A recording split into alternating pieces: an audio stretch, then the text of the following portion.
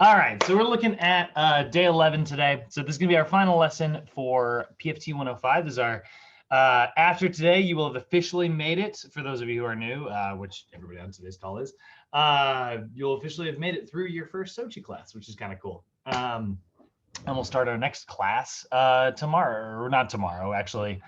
I guess technically today's your last lesson. Well, the final tomorrow, and then the Kenny, I saw your face. Yeah, the final's gonna be tomorrow. So it's always on day 12, right? And we're gonna do an in-person meeting tomorrow as well. So we can get together and do a little fun stuff. We're gonna practice some stretching techniques, which will, because it kind of piggybacks on what we talked about with muscles the other day. And then starting Thursday, we're moving into our nutrition class. And on Thursday, I'm going to walk, our first 20 minutes or so of class will be spent me giving you guys the schedule for the 8-day, for this 8-day class. It'll, tell you when the final is and stuff. And yeah, so that's where we're headed this week. But today, like I said, today we are talking about like nutrition and exercise, which is kind of funny because like we literally are going into an 8-day nutrition class, which is going to teach this stuff, honestly, like much better than this version is. But that being said, like we're still gonna, the perspective is a little bit different. Like we are talking a lot about like general nutrition, and like we are learning nutrition from like scratch, from the ground up in the next class.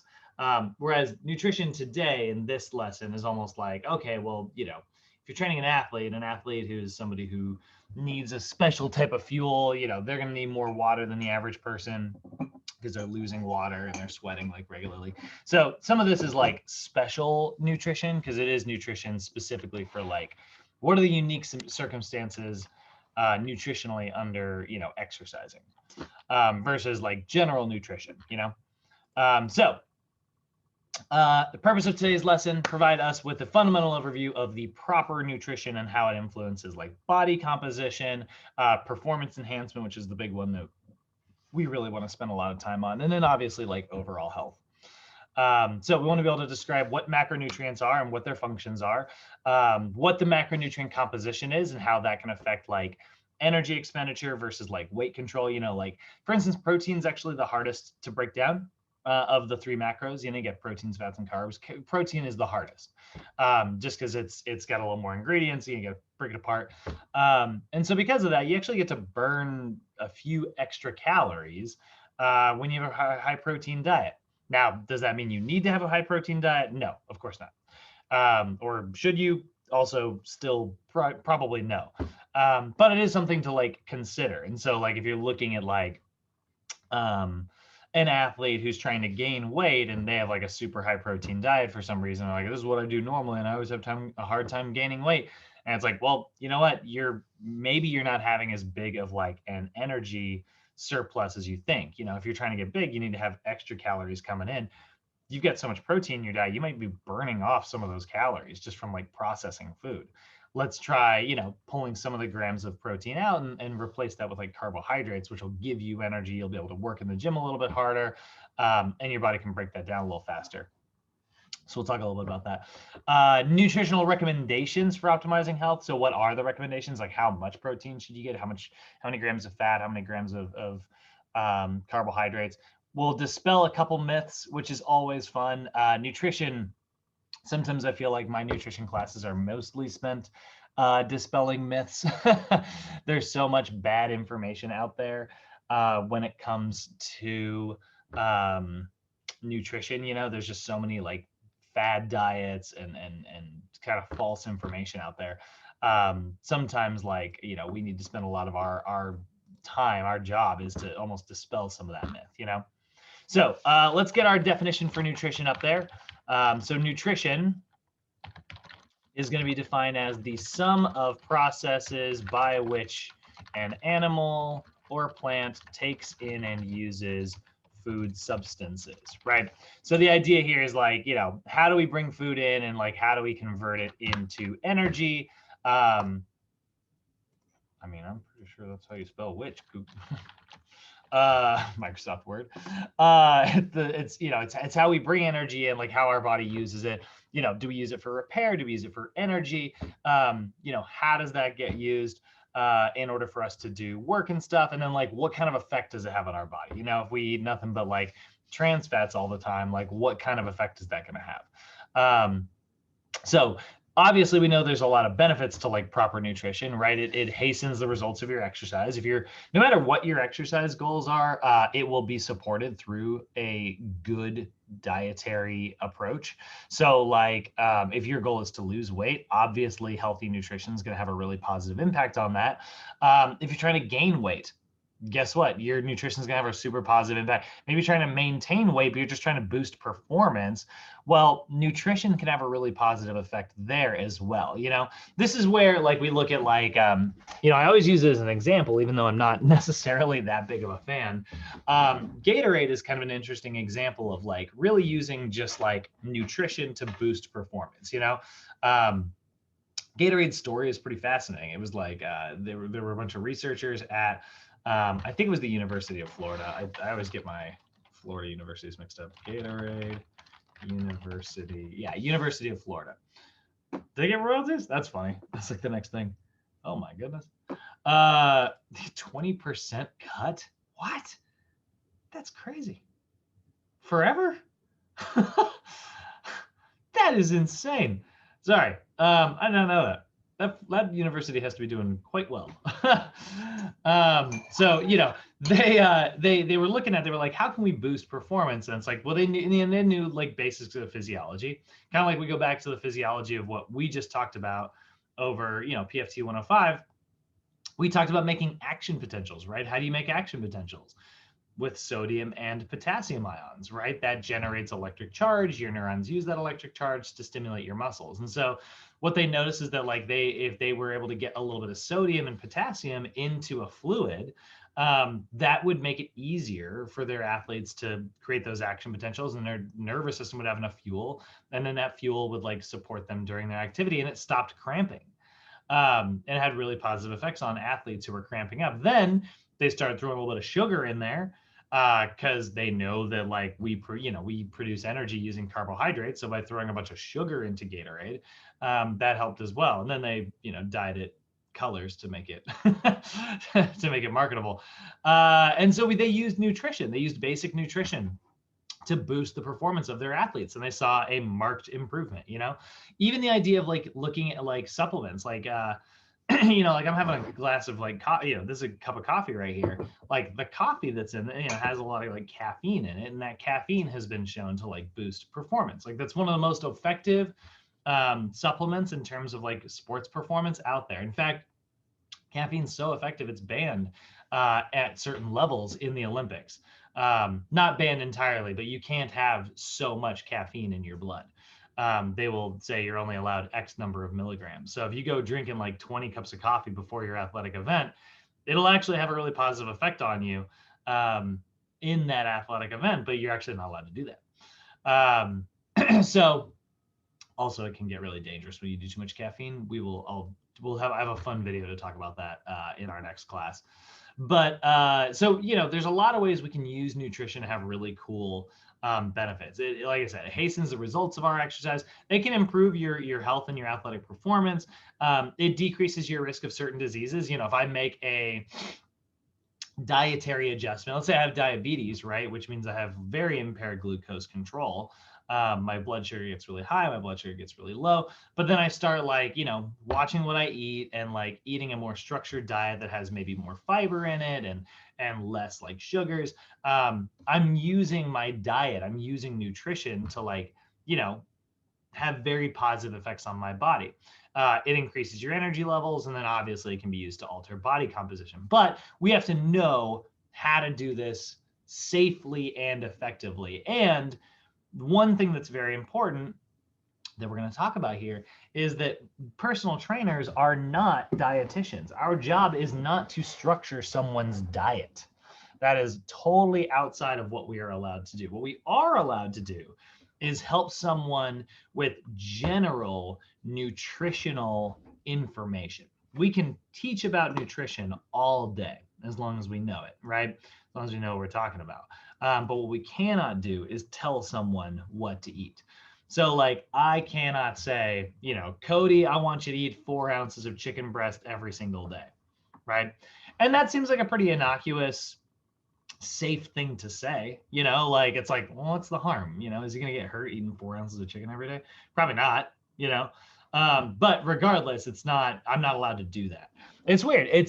Food in this country, food in the US is considered medicine, actually. It's classified as medicine, which is kind of funny. Which means the only people who are allowed to prescribe that type of medicine are medical doctors and dietitians. So dietitians are, medically trained dietary professionals. And like, I'm kind of getting ahead of myself. We're going to see this in a little bit here, but that is an important thing to remember. So we do know that obviously the amount, food has a lot of energy trapped within it. And so we see that there are a lot of problems when it comes to our energy intake. We have a real problem with this, especially in our country. Well, my internet just died, but it is still recording. So let's just get this back on screen share. Hope that doesn't happen again. Did you guys lose me, or did it just seem like I just stopped talking for a second? Yeah, we lost you for a second right there. Okay. Well, that's fun. All right. So we do know that nutrition has a really positive effect. Well, it has a very strong effect. I shouldn't say positive. It can have positive or negative effects on our performance. And there's a lot of energy trapped within food, right? And so one thing that we have access to in this country is freaking food. I mean, we do not have a problem in the US in terms of like getting access to food. Whether or not it is good for us is, sort of a different conversation. And so by 2015, public health experts that 75% of US adults will either be overweight or obese. It is not 2015, it is 2021 at this point. These slides, you can tell, are a little old. But let's take a look. Let's look at the current statistics on obesity in the US. I think it's about 70% are overweight, if I'm not mistaken.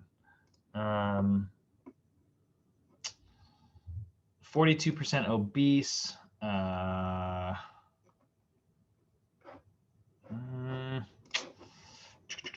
want to find the overweight prevalence. 73%. Not quite 75. God dang it. It's still going up. I've been watching this go up my entire career. These statistics keep climbing. And I'm like, but I'm out here now. I'm in here trying to keep it from happening. So the fact that it keeps climbing, and I'm like, God dang it. And I know I'm only one guy, but I'm like, God. You guys will enjoy experiencing that for the rest of your lives. All right, so maybe not quite 75%, but we're very darn close. And obese, and that's overweight versus obese. Remember, overweight, if we go back to our BMI statistics, which are statistics we need to have memorized because they're on your test, right? Overweight is between a 25 and a 29.9 on the BMI scale, with obese being anything greater than 30. So we're seeing about 40% of people have a BMI greater than 30. Now, some of those people, we got to be fair here. Some of those people are like Arnold Schwarzenegger. They got a BMI over 40, but they're bodybuilders and they're in great shape. But I don't know about you guys, but I'm willing to bet that is a very substantially small percentage of that overweight statistic. So the simple fact is here, though. Here's what we do know about nutrition, and here's what we do know about like weight gain and weight loss. And this is really going to be our key message when it comes to our weight loss class that takes place after nutrition. We're going to be going into our program design class with an emphasis put on weight loss programming. Here's the simple facts. Eating fewer calories than the amount of energy you are expending will always result in weight loss. And eating more calories than you are expending will always result in weight gain. If you give me $1,000 and I spend $1,100, I'm going to be a negative $100, right? But if you give me $1,000 and I only spend $900, I'm going to be positive $100. That is exactly a direct perfect example of how weight gain and weight loss work. It is directly energy in versus energy out. And sometimes that is hard to believe. Sometimes people have a really hard time accepting that it's just energy in versus energy out. Because people go, whoa, whoa, whoa, no. I work out all the time. I watch what I eat and I still don't lose weight. What the hell? Right? Like, I'm sure you guys know somebody who has said that before. Or if you're having trouble like putting on muscle mass, like here, like I'm a good example of that. Like I have a hard time gaining muscle mass. It's just not really, it's not in the cards for my genetic makeup sometimes. Not that I can't do it. I just, I did a little more in my youth when I was a little more, like into it, into the idea of weight gain and bodybuilding and stuff like that. But like it's difficult for me to maintain like a large amount of muscle mass. And so don't be wrong, there's definitely genetic factors at play. But simple rule of the matter is like my body is not special. It still has to follow the rules of physics that exist in this universe. Like gravity still works the same on my body like anybody else's. Well, same thing is true about calories, right? It's just energy in versus energy out. Now, the reason people have a hard time wrapping their head around this is because sometimes it's very hard to quantify how much energy you're burning. And sometimes it's very, very hard to quantify how much energy you're bringing in. And so people are like, I watch what I eat. And it's like, yeah, I believe you. I 100% believe that you are putting a ton of effort into losing weight and it may still not be happening. And so people are like, so, okay, so what the heck is going on then? Right. And people are very, kind of confused as to like what the deal is. Right. And so when we look at it, it's like, well, if you are on this diet, why aren't you like, well, maybe you're on this really severely restricted caloric diet. You're not getting very much energy. And guess what? Your body has stopped moving in response to that. And so you're actually burning less calories overall. They did a really interesting study a couple of years ago where they observed people very strictly. They kind of kept them in a very super controlled environment, actually, like, big empty room, or not big empty room, but like a place for them to kind of relax with like a bed and a TV and stuff. But like they had cameras all over it so they could observe people. And they would put these people on like a diet and they would put them through like a workout program. And then they would hang out in this room afterwards. And what they noticed is like the harder the workout was, the more they laid around later that day. They didn't really realize it. And then they surveyed them. They asked them, they were like, how much energy did you think you should make any lifestyle changes? Obviously we have you in this room, which is not your home. But they asked them, they're like, do you feel like you lived your life normally the way you would have? And they're like, yeah, I'd say like, everything was about the same. When the reality was that they all slowed down. They moved less afterwards, just like me, I got home from snowboarding. I burned a ton of calories yesterday. I worked my butt off on that mountain all day. Came home about 6 o'clock.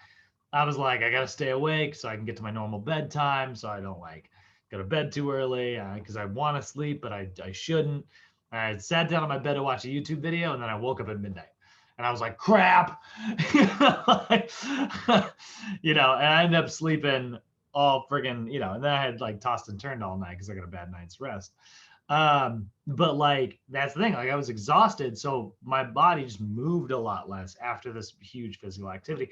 And they found that it was crazy, but people who worked out really hard burned less calories in a 24-hour period than people who did not work out at all. And the reason for that is because they worked out so hard that they couldn't keep themselves moving. They were exhausted. So they ended up burning less energy than they would have. Now, is that mean, well, we should all stop working out? No, of course not. Like, it's super 100% does not mean that. That is the wrong lesson to pull away from this data. But what it does mean is that it is very believable to me when someone says, I work out all the time and I still can't lose weight. Yeah, I'll bet that's true, right? And the same thing is true when somebody says, I watch what I eat all the time and yet I still don't lose weight. And it's like, I also believe that they've looked at like what people do when they're on a diet. And you gotta understand, like, human willpower is a very exhaustible resource. We only have so much of it. You know, when you burn up your willpower, like avoiding to, you know, doing something or doing something you don't want to do, either versions of that, you know, we lose a little bit of our ability to like resist stuff in the future, you know, like if you take me to a shop where I really want to buy a lot of stuff, you know, take me to like a Big Five or something, you know, because that's where I'm always like, oh man, I can get this and then put it in work out, you know. Take me there. You know, I'm gonna get excited. I want to buy stuff, but then I'm like, no, no, no, no, I'm not gonna buy anything. Nope, I am on a budget right now. I'm trying to save money. I want to buy a house. Da, da, da. Nope, nope, nope, nope, nope, nope. Future Brad will thank current Brad for not spending money, you know, and I'll be really good about it. And then afterwards, you take me to like, let's say a restaurant, and they got salads over here and they got pizza over here. You know, my willpower, I used a lot of it to avoid spending money. And now my willpower is a little worn out. And so I'm more likely to make an unhealthy decision at that point. And so you'll hear people who are like, no, no, no, I'm really great about sticking on my diet. And it's like, yeah, probably 99% of the time. But it's crazy how much damage that 1% can do.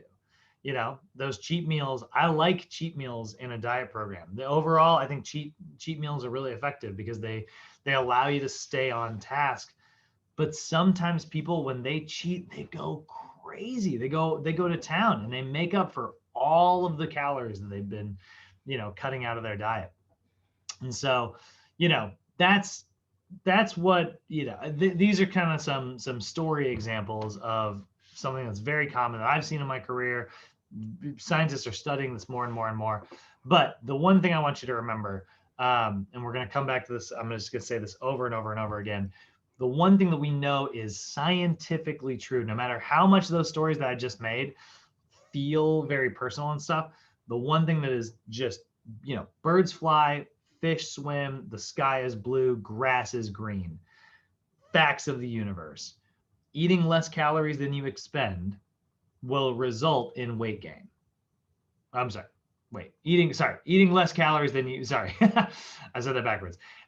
Eating less calories than you are expending will result in weight loss. Eating more calories than you are expending will result in weight gain. It's just like balancing a checkbook. So let's go ahead and talk about what I mean by that. When I say calories, right? What the heck is a calorie, right? Well, a calorie is actually a unit of energy. So when we look at like calories, right? And I'm just going to put this on its own sort of separate line here. So a calorie is it's like a second or a mile or a degree or what are other units of measurement? A pound. You know, it's just a unit of measurement. It's not like a thing that actually exists. It's just something that we label so that it's easy for us to understand this universe that we live in. So the calorie is a unit of energy that is defined as the amount of heat energy required to raise the temperature of 1 gram of water 1 degree Celsius. Okay, so it's the amount of energy required to raise the temperature of 1 degree of water 1 degree Celsius. Now, 1 gram of water is very small. It's like a little drop of water. And so, like, you know, it's very hard to measure a drop of water. You gotta get a little temperature probe and like a single little drop of water sitting on a petri dish. Probably not gonna be very easy. But what you can do is you can do a kilogram of water instead of a gram of water. You can do 1,000 grams of water. And that 1,000 grams of water, if that goes up 1 degree Celsius, that means that there are 1,000 calories in that food. Now, what's crazy about this is like, if we actually were to do it that way, because here's the thing, we said it has 1,000 calories because it's, you know, 1 gram of water, it's times 1,000. So what's funny is like, we don't actually deal with calories. We actually deal in kilocalories here in the US and pretty much everywhere else in the world. We deal in kilocalories instead of calories. But when I say kilo, I'm talking about kilogram, which is metric. And anybody who's in the US, we don't like metric because we are silly. Everywhere else, we're one of 3 countries in the entire world that still uses the Fahrenheit system, and pounds and stuff like that. So metric is a much better system, but because it's not one that we use in the U.S., the whole kilocalorie thing is a touchy subject, I'd say, for Americans. So instead, we have differentiated between the idea of 1 gram of water and 1 kilogram of water, which means, 1 calorie versus 1 kilocalorie. Since we don't say kilocalorie, we actually use what is called an uppercase calorie. So this is where this gets very confusing and very annoying. And this is where, again, I really do wish that we would freaking adopt the Celsius system here in America, but we're not there. So we have a calorie. I'm going to put a little like underline under this right here with an uppercase C.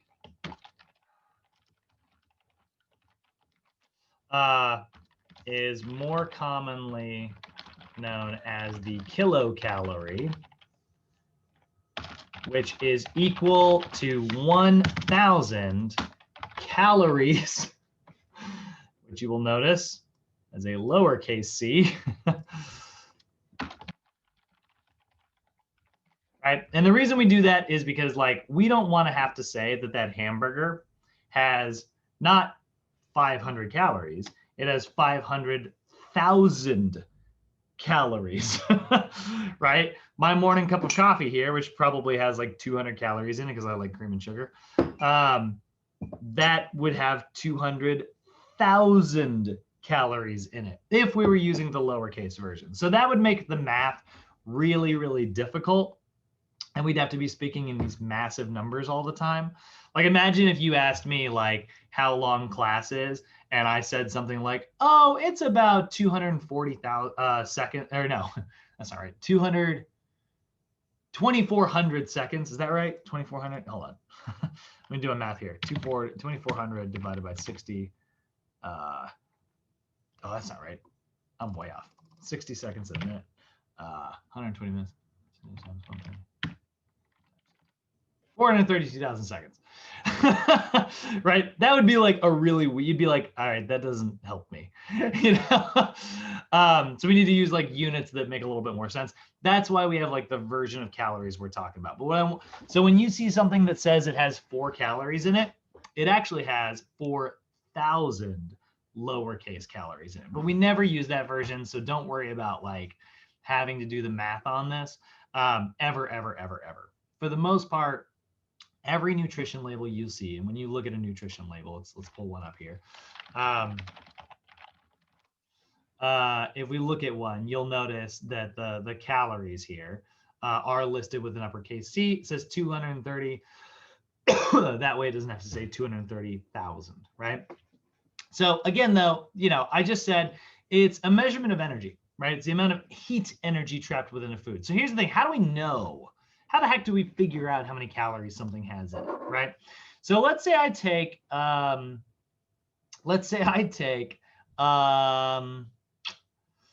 hamburger, right? And I take that hamburger and I put it under a petri dish, right?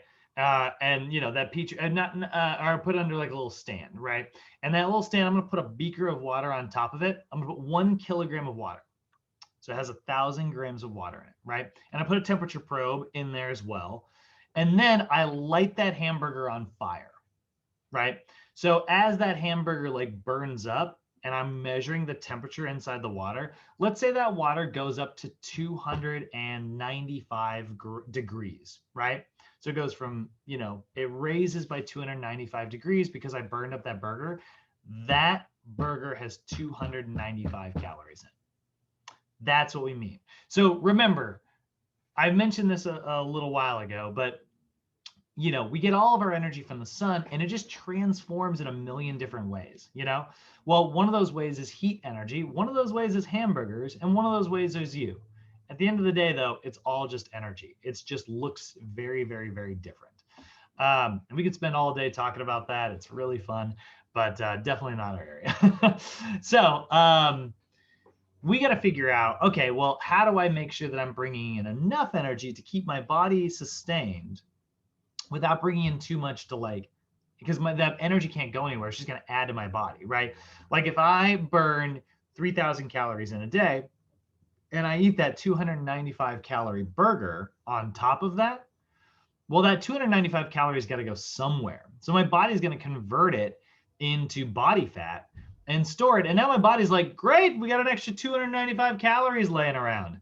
Next time this Yahoo skips a meal, we can tap into that for reserved energy. And that's fine if I tap into it eventually.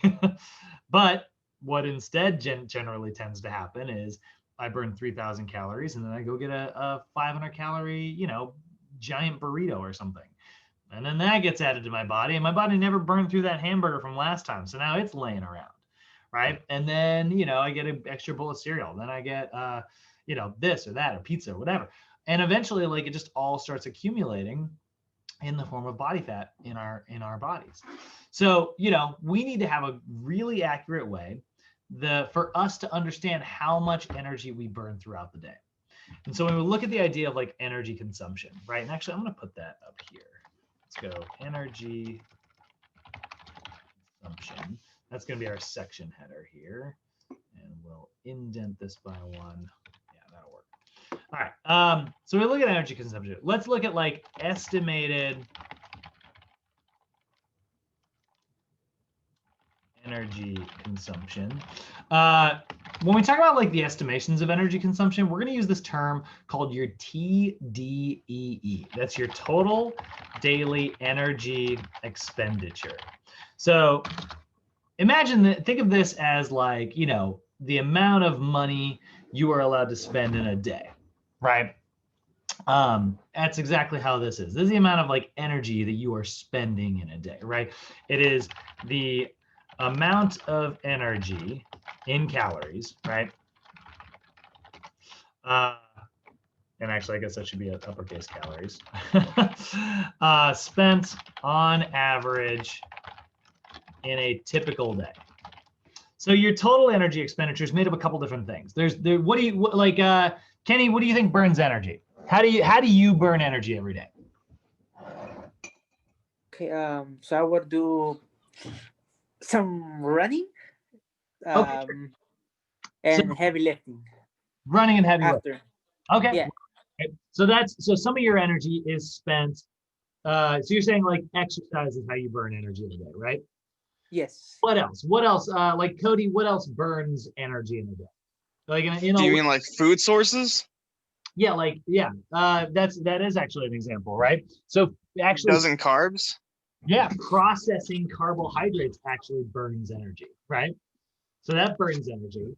And then what about just like, being alive, like existing, Walking around. I mean, yeah, right? That also burns energy. So those are basically the 3 things that we need to look at.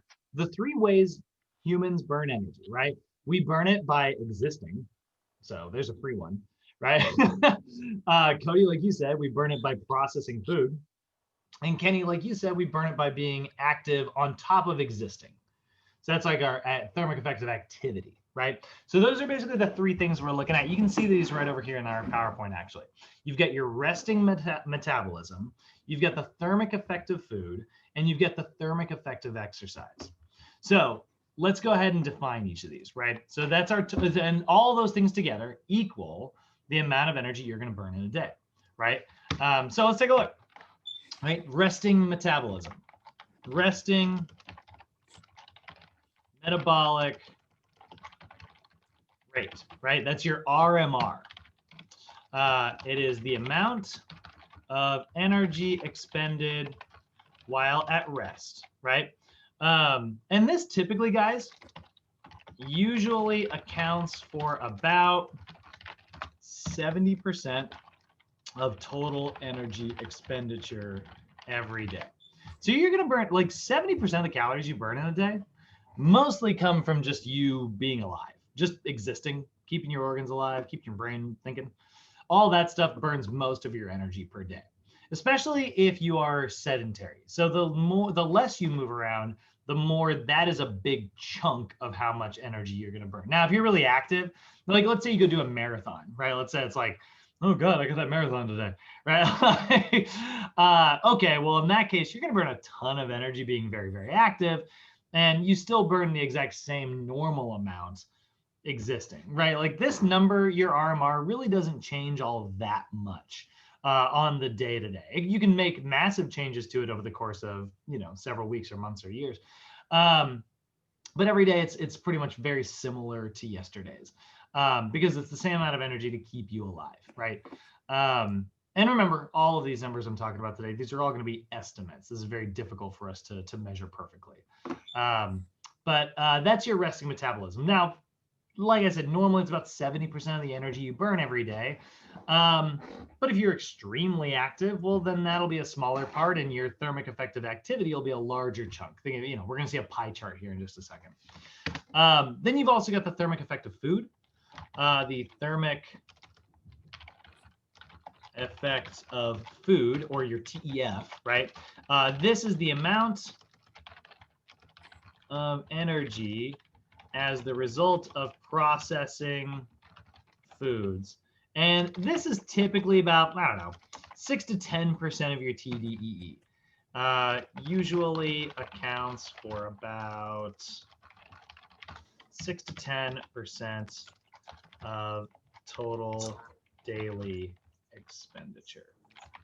So that's not very much. Now, like I said, if you are on like a really high protein diet, you might get a little bit higher of a thermic effect of food. If you have a lot of fiber in your diet, you might have like a higher thermic effect of food because fiber can't be processed. So your digestive system tries to, it's like, come on, it doesn't, it can't break it down. Which is, that's why I always tell people fiber is basically the way to make your gut do reps, It's how you make your gut work out.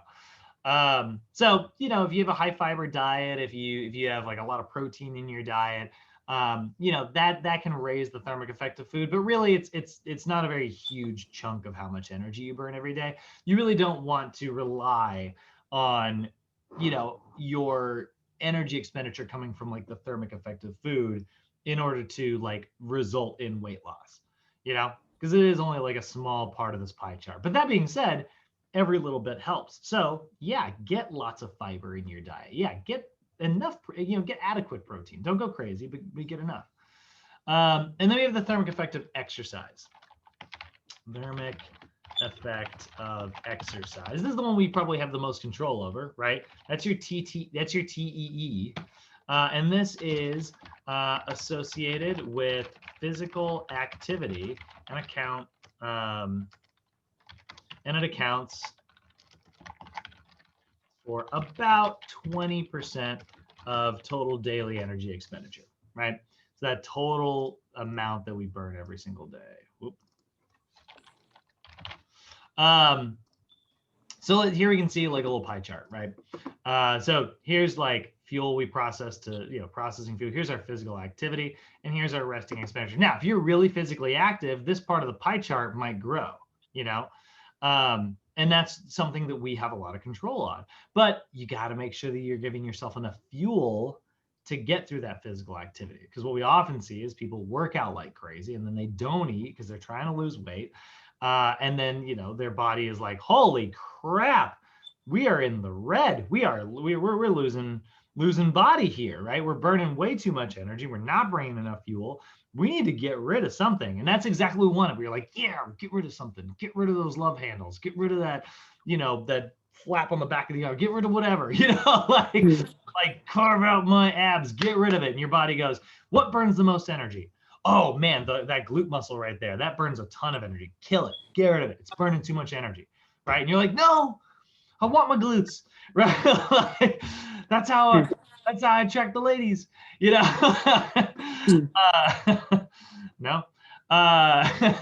So that's a lot of times what happens. Our body, it has to balance the checkbook. It's going to get rid of the thing that burns the most energy.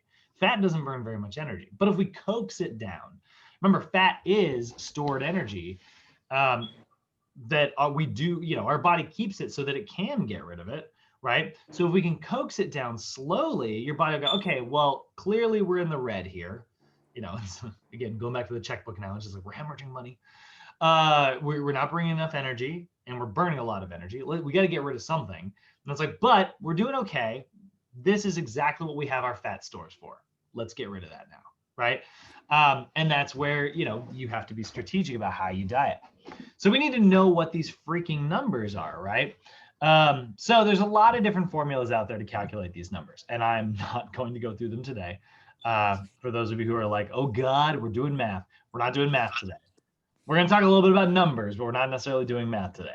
However, that being said, we will do math in the future. I know. You don't need to do math to pass your test. I only make you do it, and it's literally a me thing, so you can hate me directly, not NASM. But I do. I make us do a couple math days because it's a really good way. You'll never forget it. Yeah, like I will make us do it one day, and you'll be like, "Oh, I hated it," but you'll remember it forever. So, look forward to that in the future.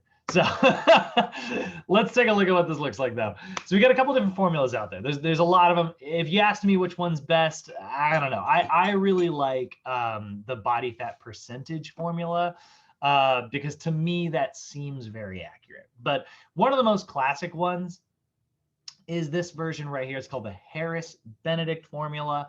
And you can see it's slightly different for men and slightly different for women. The reason for that is because obviously men and women burn slightly different amounts of calories due to, like, women will have a naturally higher body fat percentage because there's an extra layer of fat in their body.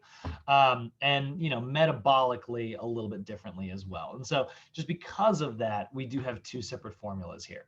But if we're looking at it in adult males, that formula is going to be, and these numbers are stationary, but it's 66.5 plus 13.7 times their weight in kilograms. So 13.7 times their weight in kilograms, plus 5 times their height in centimeters, minus 6.8 times their age. So you can see, like, you know, this bit right here at the end, that means that, like, we really lose it substantially as we get older, right? Like that number, like, you know, age really does kind of slow us down. And so, like, you know, let's take a look here. I'll show you the Harris-Benedict formula. Calculator that we don't actually have to do the math here. You know, if we say somebody's 170 pounds, let's say they're 5'10", 25 years old, and they're a male, they're going to be burning about 1,800 a day. But let's say they are 45 years old. That dropped down to 1,700 calories a day. Not a huge difference, right? We'll go back to 25 again. 1832, 45, 1719. So 1832 minus 1719. It's about 113 calories a day. But let's say you put a client who's 45 and a client who's 25, and they're both 5'10", they're both male. Put them on the same diet. Oh God, my internet's down. Over the course of a year, you know, that's 113 extra calories a day, times 7 days per week, times 52 weeks in a year. That's 41,000 extra calories a year. Well, what does that actually mean? Well, one thing that we know is there's about 3,500 calories in 1 pound of fat. So if we divide this by 3,500, that means that that person would gain about 11 pounds in a year. Or 11.7 pounds. So close to 12 pounds in a year. So it does add up, you know, like it's only 100 calories a day, but it is substantial, right? So that's the Harris-Benedict formula. Do I like it? Yeah, I think it's great. There's also the DRI method, which I'm a little bit of a bigger fan of. This is not necessarily used to figure out your resting metabolism directly. Stop texting me.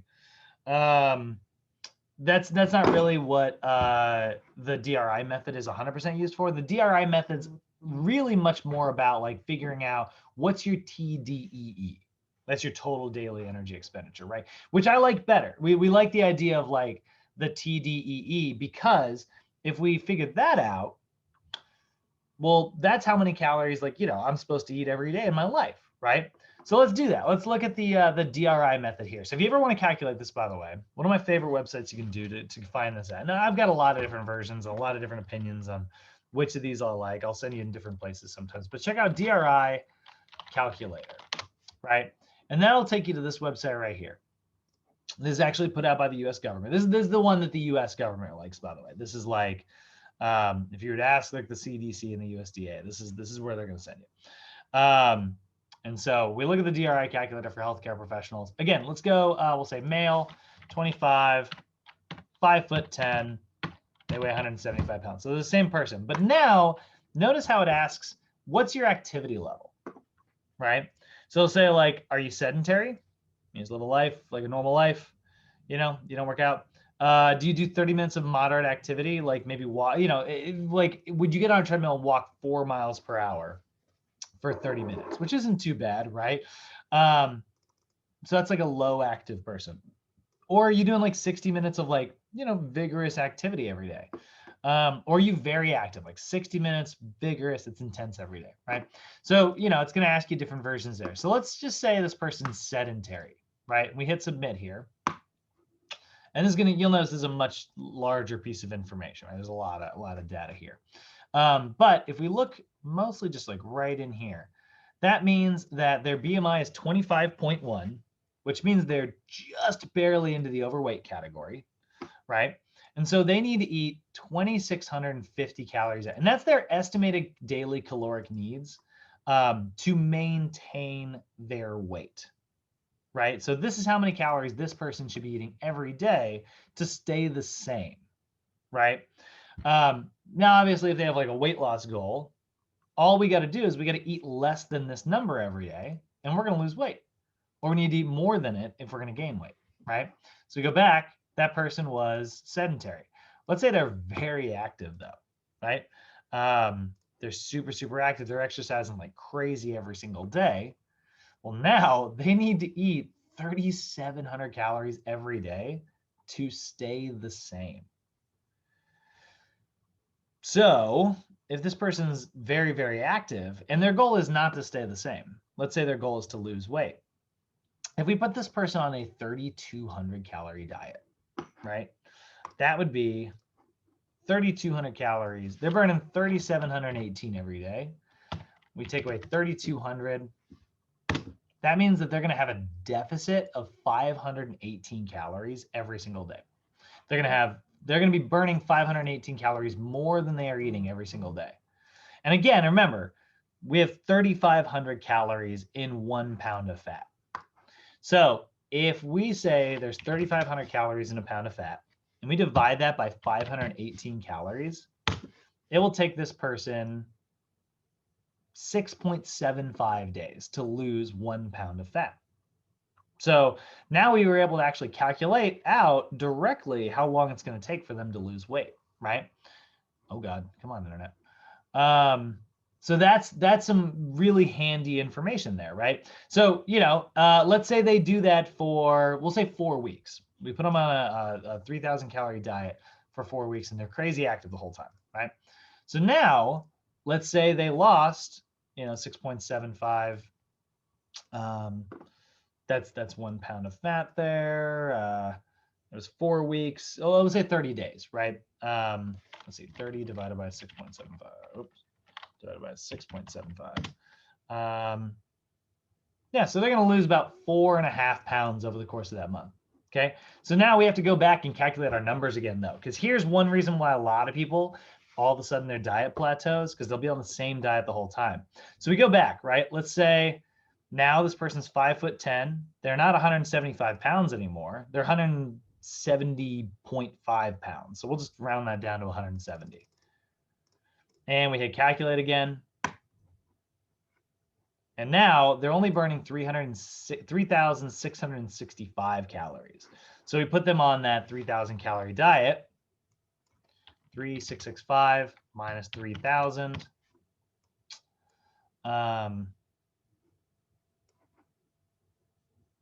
Right, there's 3. How did I do? Yeah. Hold on, I gotta go back real quick. By the way, with their BMI is within normal range now. What was it before? 3,718. Oh, I put them on a 3,200 calorie diet. Sorry. I forgot it was 32, not 3,000. I was like, those numbers are not adding up. 3,665 minus 3,200. So now they're only having a deficit of 465 per day. We do that every day for 7 days. 465 times 7. I'm sorry, 3,500 divided by 465. So now it's going to take them 7.5 days to lose that 1 pound. And what's happening is like it's going to take longer and longer and longer for them to get the same results if we do not adjust our diet. So are you guys starting to see how like this math kind of checks out? Cody, Kenny? Yeah. And this is why people plateau. This is why diets will work for a little while and then they stop working because people don't adjust their numbers. And that was only 30 days. 30 days. And you know, it really made a pretty massive difference there. So when you say adjust numbers, do you mean like to lower the amount of calories or to like do little kinks here and there? Well, it's like that's a great question.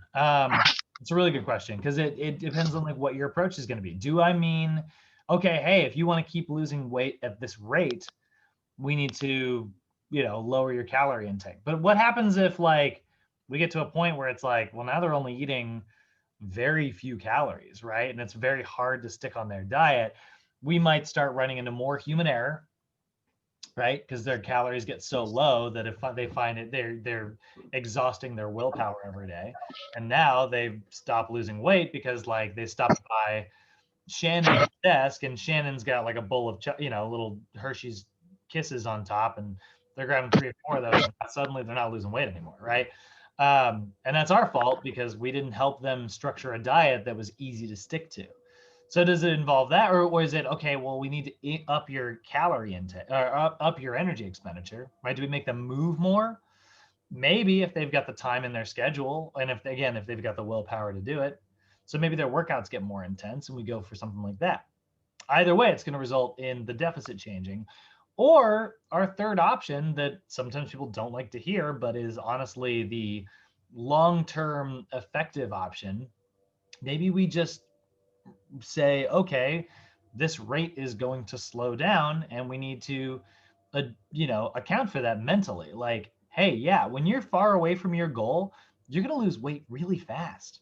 But the closer you get to your goal weight, it's going to slow down because the difference between like energy in versus energy out, you know, it's getting, the window's getting smaller and smaller and smaller, you know? So sometimes it involves just a conversation like, hey, like this is slowing down. That's part of the process. That's okay. You know?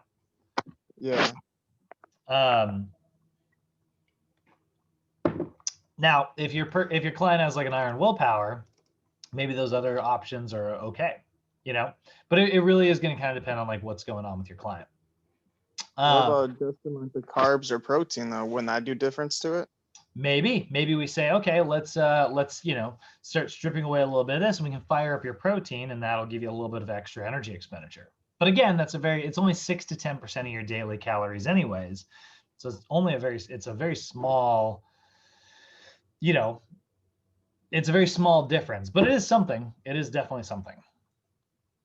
Okay. And then you were saying something too about the fat cells, but since they store so much energy, like over time, even eating less amount of calories, can't you still lose while having those fat cells burn whatever was left over inside of them? Oh yeah. No, I mean, that's what we're doing. That's what we're getting all this, you know, when I say like we were at negative 500 calories, right? You can't be at negative calories really. Otherwise you would just cease to exist, you know? Like if your car runs out of gas, it just stops running, right? Well, when we run out of gas, our body goes, well, I need to get gas from somewhere, and it pulls it from our fat cells. Sometimes, or you know, it'll pull it from anywhere, but we want it to come from our fat cells. So that's where this energy is coming from, right? But the less of that stored fuel you have around, right, the less there is of that extra stuff, the harder it's going to be to tap into it, you know? Gotcha. So that's kind of what we're talking about here. Couple other equations I just want to kind of knock out here real quick. So we've also got our resting energy expenditure equation. That's your REE calculator. These are the much easier. These are pretty helpful. But they are, we look at like the different students, like males and females here, 10 to 18 or 30. You look at the chart and choose which category you're in. So our client from before was 25 and they were a male, so between 19 and 30. And this is a much easier version where it's like their RE is 15.3 times their body weight in kilograms. And then we just add 679 on top of that. And then we multiply that whole thing by an activity factor somewhere between 1.6 and 2.4. 1.6 if they don't move around very much, they don't work out. 2.4 if they're like a daily athlete, Don't dislike this equation either. I think it can be fine. And then lastly, we got the Cunningham equation. I do like this one because this one actually takes into account your fat-free mass. This is taking into account how much muscle mass you have on your body directly, which is kind of cool, right? So if you knew that we go back to our client who's 175 pounds, right? And let's say we know that their body fat percentage is 25%. So we would multiply that by 0.25, right? So they have 43 pounds of fat on their body and they weigh 175 pounds. So we would say 175 minus 43.75. That means that their fat-free mass, sucked all the fat out of their body, and they have is 131.25, so 131 pounds. So we would take 500 plus 22 times 131. So 500 plus, oh wait, hold on. I gotta do this right. 22 times, oh God, what was it? God dang it. This is why I need to use my calculator properly. 143, is that what it was? Yeah, 175 minus 175. Yeah. Oh, 131. So 131 times 22, right? Plus 500. And there it is, 3382. So this formula thinks that he burns a little bit less energy than our DRI formula, right? Remember, DRI had this person coming out, around like 26, 2700. This calculator's only got him, 36, 3700. This one's got him coming out to 3300. So big difference there. Which one's better? I don't know. I don't know. They all have their uses. You kind of got to play around with them. And that's where tracking calories becomes a really important part of what we do as well. I do not think you should be weighing yourself every day. I think that's very bad for the brain overall. But weighing yourself maybe once a week and tracking it and being like, I lost 2 pounds, I lost 2 pounds, I lost 1.75 pounds, I lost 1.5 pounds, I lost 1 pound, right? It's like, okay, we're seeing this slow down. Let's make some adjustments, right? So that is a little bit when it comes down to our energy expenditure. You guys have any questions on that before we're going to move into macros here? Do you guys have any questions? I really don't have a question, but I mean, when it comes to like weighing, I mean, certain people have a habit of just weighing themselves every single day. Yes, they do. Hey, Charlie's joining us. They do have that habit. Now, I'm half on board with that habit and I'm half not on board with that habit. What's up, Charlie? Good to see you, by the way. Hey, what's up, bro? Here's the thing. If you are somebody who can weigh yourself every day and you can make sure that it does not break your brain, great. I'm on board. But as someone who has worked in the weight loss industry for quite some time, I've known a lot of people who tend to get very obsessive about it. They get really depressed about it. It's kind of the same part of your brain. If I were to give you $1,000 to put into the stock market, let's see here. Let's see how Apple's doing. Apple's a great stock, they're up 0.47% today. It's pretty decent, can't argue with that. In the last 5 days, though, they are down overall from $131 to $127. They've lost about $4 a share since in the last 5 days. But so if you are looking at this in every 5-day thing, is that going to say, oh my God, I got to sell all my Apple stocks? Maybe. Some people, yes. Some people, no. Right? However, if we look at this, we look at the freaking 5-year forecast. Good God, that's insane. Apple's a really great stock to have. Or, imagine if you bought it back in the freaking 80s. Good God, look at that. So, yeah, that's what I mean. Like, so generally you will hear me say I'm not a big fan of weighing every day. I think a lot of people tend to get a little anxious when they see the numbers go the wrong way, because you might just have a day where maybe you drink a little bit more water than you did the day before, and so you're a little heavier, and then that makes you freak out on the scale, and then you're like, my weight loss program isn't working, and then you decide to like eat 500 less calories, and then your body's like, holy crap, we didn't get enough calories, and then all of a sudden it chucks some muscle and holds on to some fat. If you have the mental control for that and you weigh yourself every day and it doesn't break your brain, great. I'm a fan. You can totally do that. More data, the better. We love data as like people in the world of science. But yeah, generally you're going to hear me say as a general tip, don't weigh yourself every day. If you are somebody who does, there's room for that. You just got to make sure you're keeping your brain healthy. All right, so let's look at our macros here. Let's look at, so if we know that we've got our different macros, I'm not going to define these today because we're going to spend a lot more time, very much breaking them down later. But what do our athletes need in terms of macros? Like how much protein, how many carbs, what level of fat, and how much water do they need to drink? Let's take a look. So we know that like we got protein. I'll define them just a little bit here. So we'll look at like protein. The macronutrient primarily responsible for building and repairing body tissues.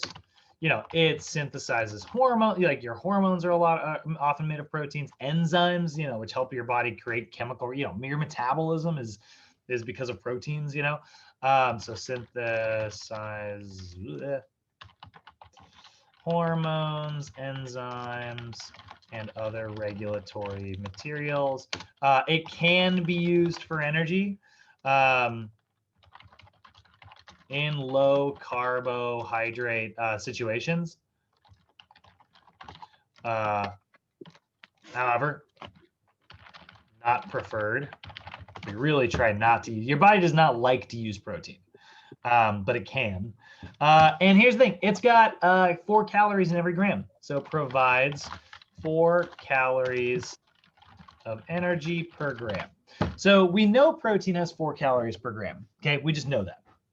That's directly how much is in every gram. So, if you took 20 grams of protein and you set it on fire, right?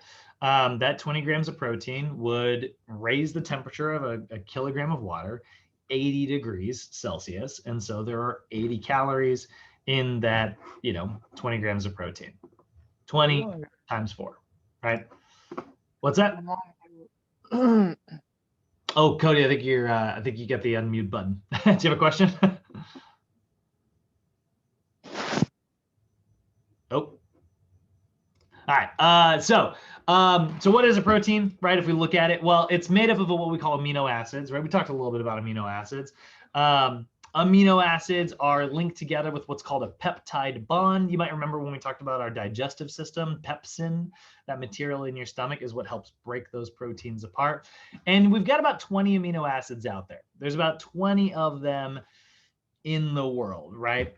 And so, what's really cool about what makes each amino acid slightly different from each other is that like every amino acid is just shaped very differently because of, they all have actually the same ingredients in them, but the way those ingredients are arranged is what makes each amino acid different, So the same thing is, and what's really cool about that is like whatever order your amino acids go in makes a very different protein. So if I just pull up a protein amino acid profile, if we look up like a protein here, oh, that's definitely not what I'm looking for, Google. uh, amino acid chain. That's the picture I want. All right. So here's kind of what your proteins look like, right? There's just all these different amino acids, and they're in this order. So this protein right here might be blue eyes, right? But if you take, we got phenylalanine, leucine. Let's say you flip those two, right? Let's say I put this one here and I put this one here and switch them. That might be the slightly different version of protein that makes brown eyes. And if I flip, this pink one over here and I put it on this side, that might make it green eyes, right? So those are just little different proteins that result in different shapes. They result in different things. If I totally rearrange, if I took all these same ingredients and I just totally messed up the chain and completely rearranged it in a million different ways, well, now suddenly it's not the protein that gives your eyes color. Now it's a chicken breast, right? Like totally different, right? And that's the thing. There's 20 ingredients that literally make up all proteins, and what makes them up is the order that they are in.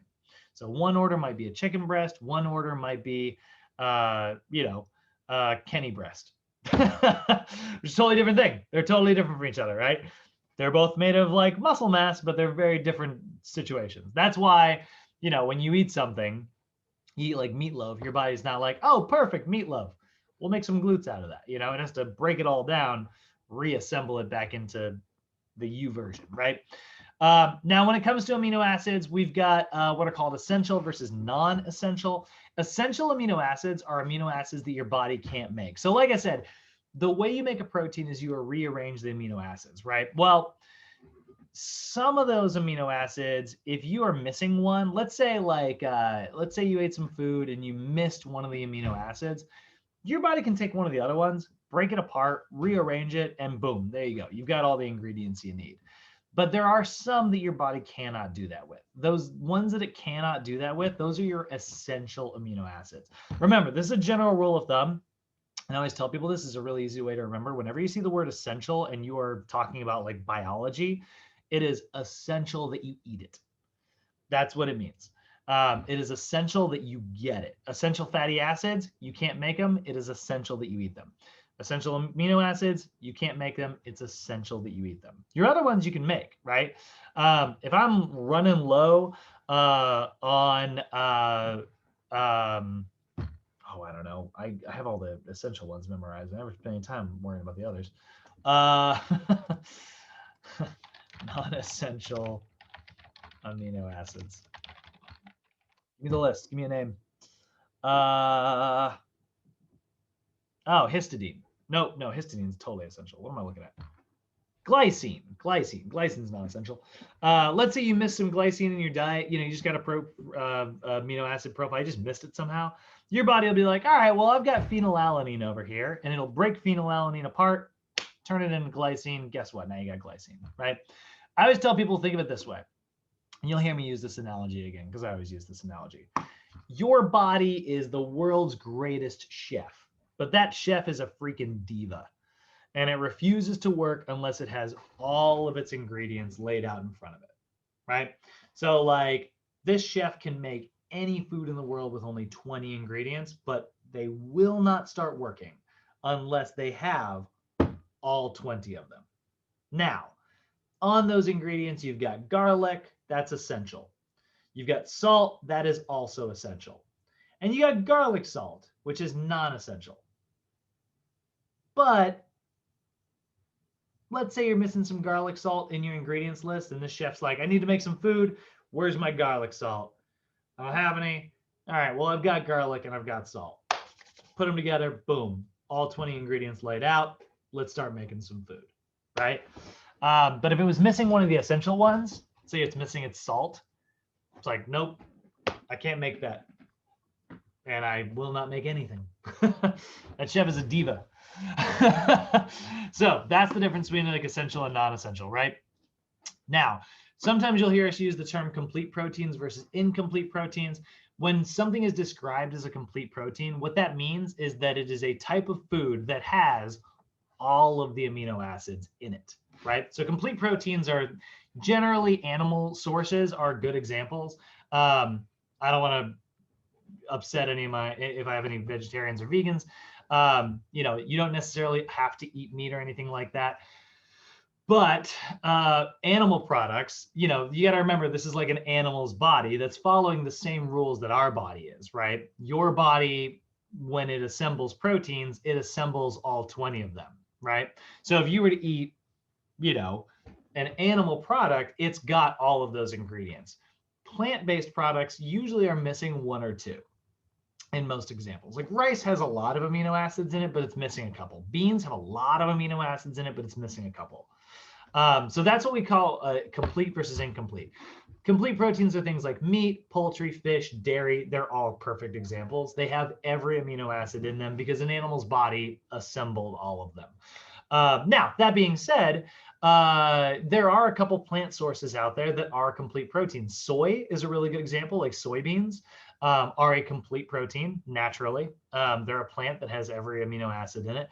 Quinoa is another one. If you like quinoa, that is a complete protein as well. Tempeh, there's a couple examples of like, you know, vegan plant bases that are entirely complete proteins. Now, incomplete proteins, usually fruits, vegetables, grains, legumes, like, you know, beans. Generally, you know, they're missing one or more of those amino acids. And that's okay, because if I were to eat rice and I were to eat beans together, which, you know, luckily those two things pair awesomely and taste amazing. But put those two things together, it makes a complete protein. They fill in each other's gaps, right? Same thing is true if you eat like some seeds or nuts and you mix that with a grain or like a bean mixed with a grain as well. All those are really good ways to like pair that up. And you'll actually see lists of that. You'll see like sometimes you'll see like vegan complementary proteins. You'll see lists that look like, and they'll pull up like, you know, little infographics. You know, go in any of these directions, pair these things up, they'll fill in each other. So grains plus legumes, dairy plus seeds, legumes plus dairy, grains plus, you know, whatever. Any direction, as long as you put two of those two things together, it'll fill in each other's gaps.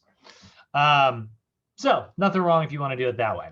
Now, what affects your protein intake, right? How do we figure out how much protein we are supposed to eat? Well, here's the thing. Like if I go do some push-ups, I'm not building chest muscle. I am breaking my chest muscle, right? Which means my body's going to need to repair it. That's going to increase my protein consumption needs, right? So if you have an increased oxidation of your amino acids, you're going to need more protein, AKA the more work you do, the more protein you're going to need to keep up with this repairing. Now, remember, there's only so much repairing that can happen. So no amount of protein will fix it if you are working out too often, but we'll talk more about that in later classes. So as your total energy expenditure increases, you will need more protein, right? Sometimes you'll hear carbohydrates are referred to as like protein sparing foods because like, you know, if you are burning a lot of energy, you know, I said you can use protein for energy. Your body doesn't want to, but it can. In fact, we'll put this little note up here. It can be used for energy consumption in low carb situations, although it's not preferred, but we will put a little note in here and we can say carbohydrates are considered protein sparing because inadequate amounts of carbs, protein does not need to be used for energy, right? We don't have to break protein down for its calories. We can just, you know, use it for repair. So here's your protein recommendations based on your lifestyle. So this is what's very cool. If you are a sedentary person, right? So we'll see protein recommendations. And these are some numbers. I don't think you have to have these memorized, guys, although I have had students, I don't know, I feel like I've had one student or two come back and be like, hey, I got a question that was the numbers on protein. I was like, really? I don't know. I feel like that wouldn't be in your regular NASM test, but remember, you are taking a nutrition certification course while you're here as well. So you probably need to know these numbers for that one. So here's the numbers, right? Protein recommendations. If you are sedentary, right, like you're not somebody who works out, well, guess what? You don't cause very much damage to your muscles. You don't need that much protein. That's going to be 0.8 grams per kilogram of body weight. that would be about 0.4 grams per pound. Right, but generally, this is the number you need. Use the kilogram numbers, trust me. So that's 0.8 grams per kilogram of body weight. If you're active, like if you're a strength athlete, right? And then you're going to see this is our biggest range.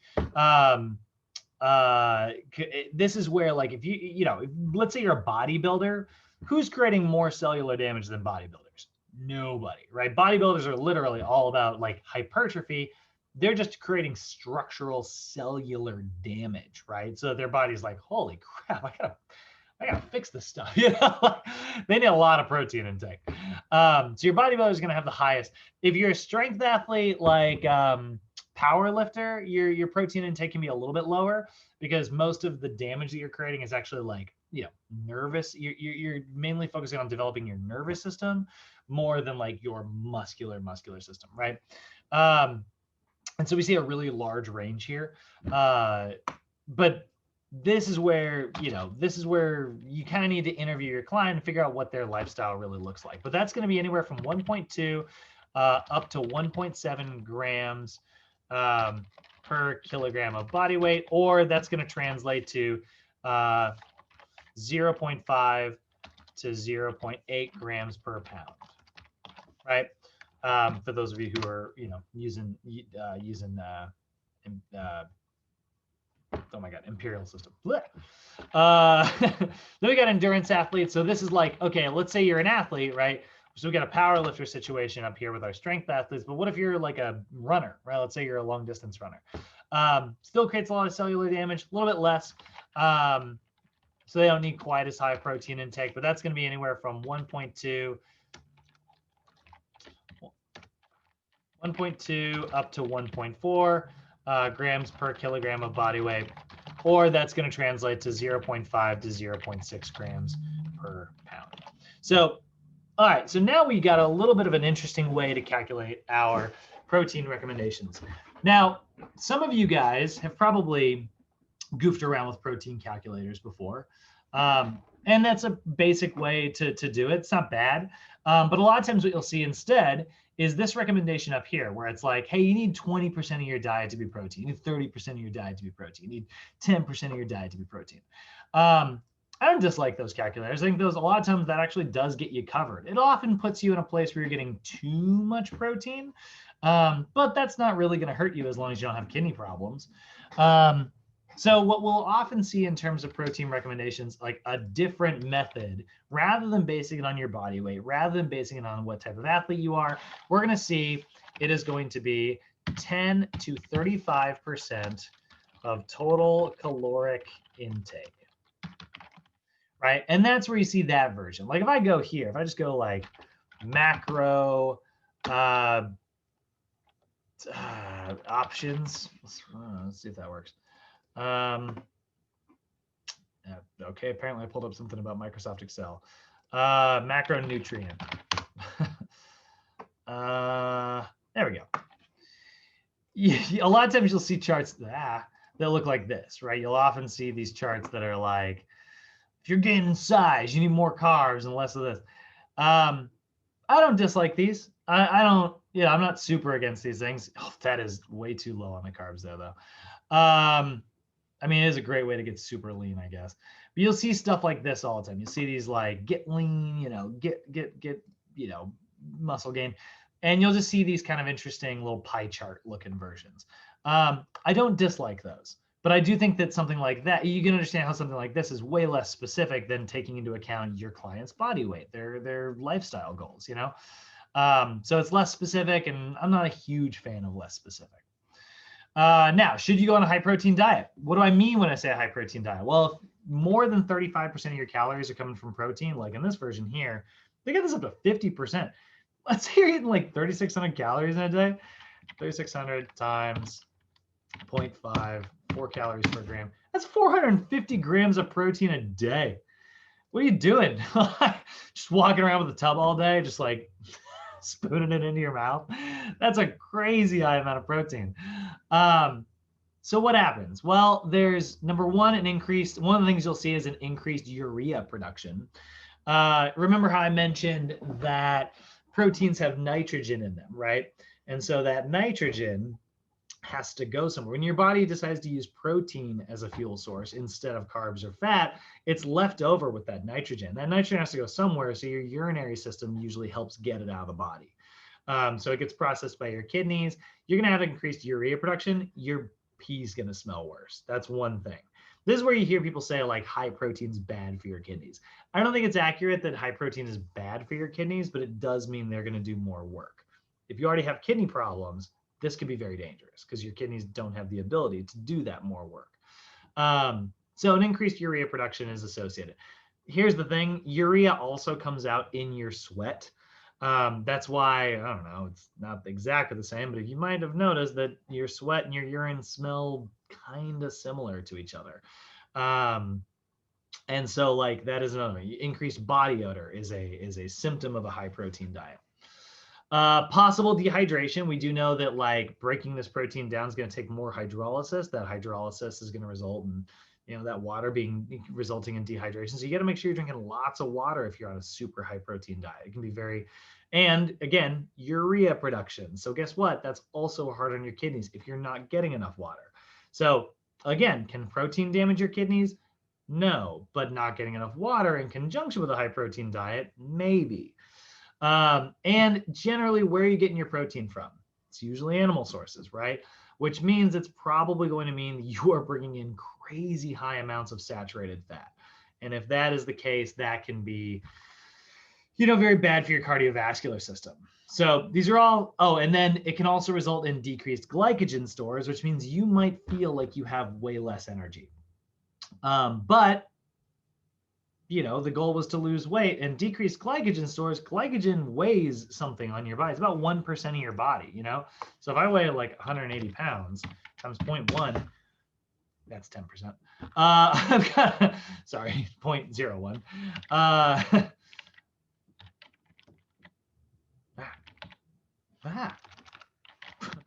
That's 1.8 pounds. I got about 2 pounds of glycogen on my body. So I might lose 2 pounds like that and be like, woo, I lost 2 pounds, right? And that's great.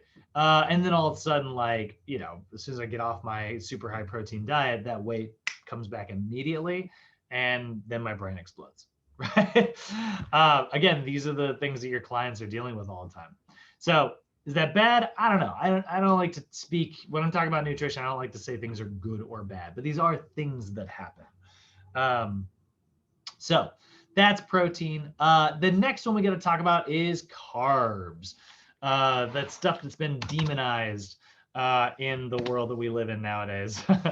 But what are carbohydrates, right? Carbohydrates are going to be the chief source of energy for all body functions and muscle exertions, right? Your body prefers glycolysis. It's its favorite way to produce energy because it's able to produce so much energy so quickly. It's the high intensity stuff. So carbohydrates are how we produce glycolysis. Glycolysis is the preferred, therefore carbohydrates is your preferred fuel source by your body. Carbohydrates are going to provide 4 calories per gram. That's another one to remember. So there's actually the same amount of energy in carbs as there are in protein. And for the most part, our recommendation is somewhere between 45 and 65%. I will say 65% is pretty freaking excessive. It's actually, I find it really hard to get 65% carbohydrates in if I'm trying to avoid like sugar in my diet. That's eating like a freaking giant bowl of rice every day, just like constantly. I mean, if you can do it, great, but I find it kind of difficult. But we got a couple classifications here, right? So these are, again, primary source of energy.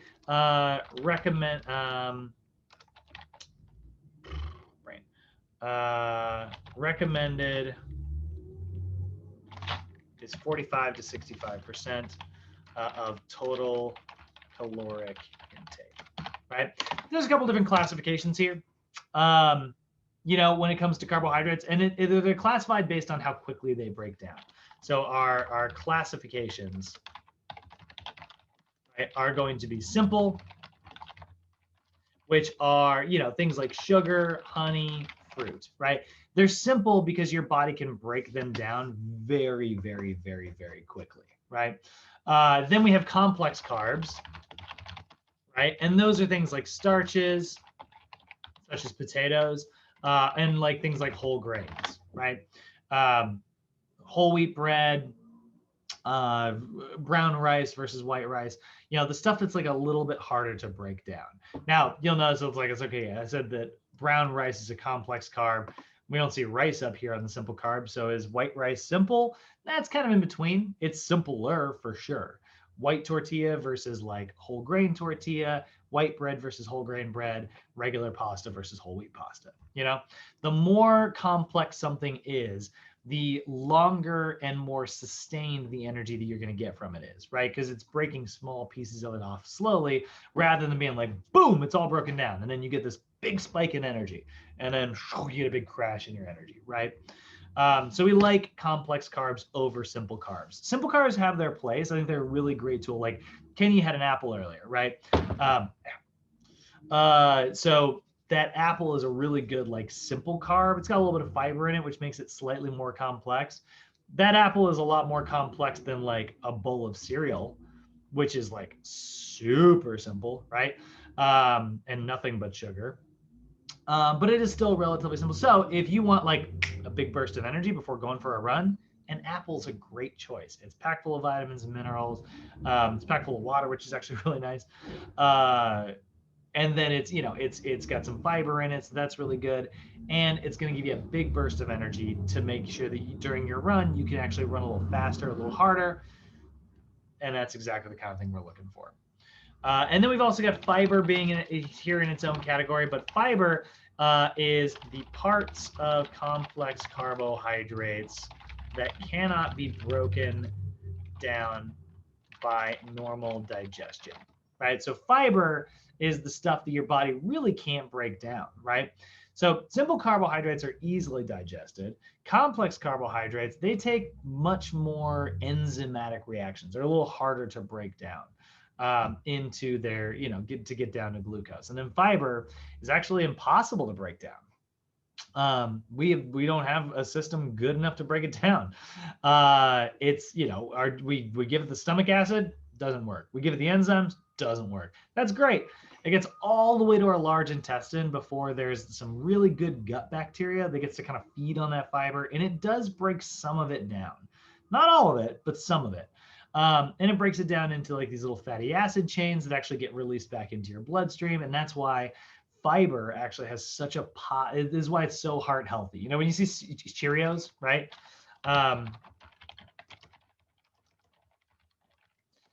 You always see this on the Cheerios boxes where it's like it lowers your cholesterol, right? They're very careful about how they word this. This can help lower cholesterol as part of a balanced freaking diet. But it says that it can reduce heart disease. Why does it say that? Well, because Cheerios have fiber in it. They're made from whole grains, and whole grains have more fiber. Fiber lowers your cholesterol because it results in these little fatty acid chains. What's funny is Cheerios do not have that much fiber in them. You want fiber? Go get Fiber One. You know, go get like a whole grain, really intense cereal. It's going to do much better. But our recommended intake is going to be about 25 to 35 grams per day, right? The other thing is, because this can't be broken down, fiber is going to actually help with, you know, how quickly those carbohydrates get into your bloodstream. So if you have blood sugar spiking problems, fiber can have a really positive effect on that. Good for our athletes, right? So in terms of performance, depending on what type of athlete you are you performing anaerobic activity?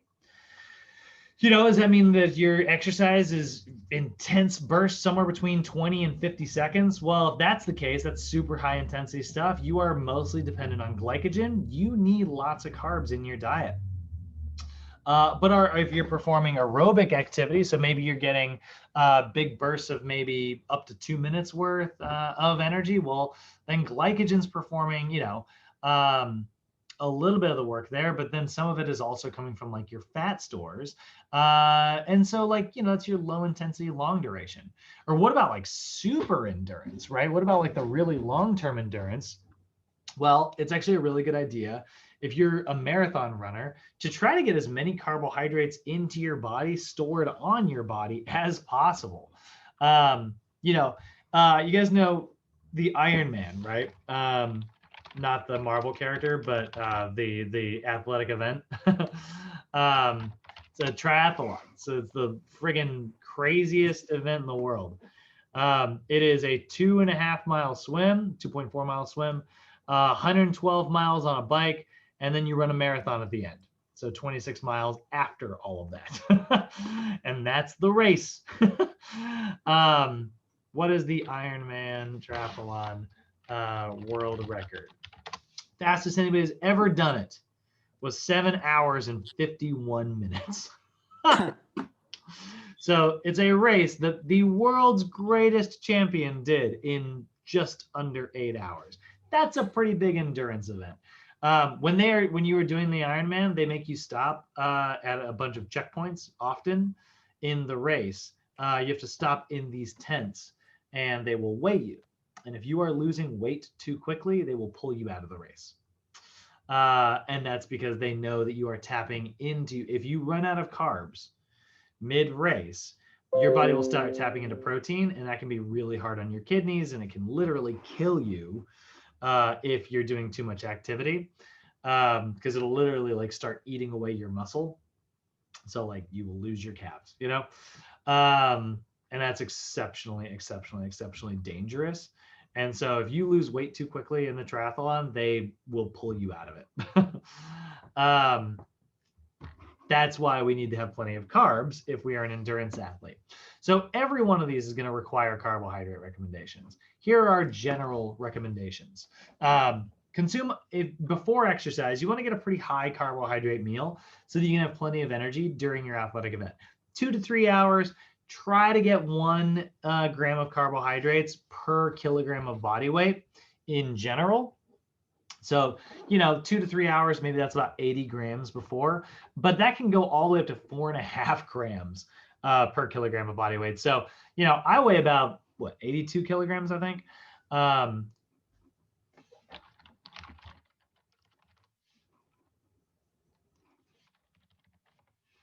Yeah, about 80 kilograms. So like, for me, that's like 80 grams of carbs before any athletic event that I'm going to do.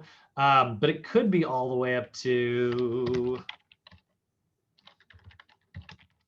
360 grams. That is a lot. That is a lot of carbs if my athletic event is, greater than an hour or more.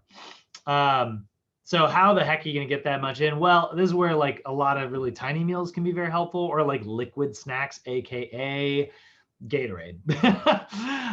Again, I'm not a huge Gatorade fan, but it is a great way to get lots of carbs in, or you could just do a healthier juice option, but let's see here, Gatorade nutrition, let's say I need 80 grams.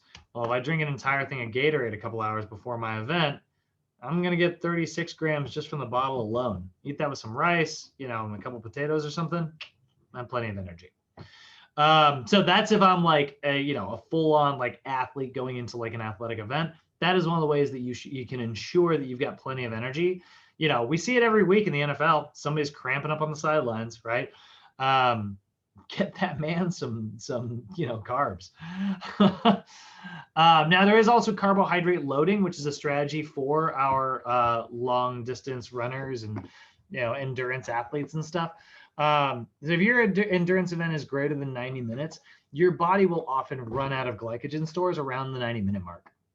This is also any of my strength training athletes out there. This is why you will hear us in our program design classes mention your workouts really shouldn't be longer than 90 minutes. If your workout is longer than 90 minutes, you need to be fueling up mid-workout.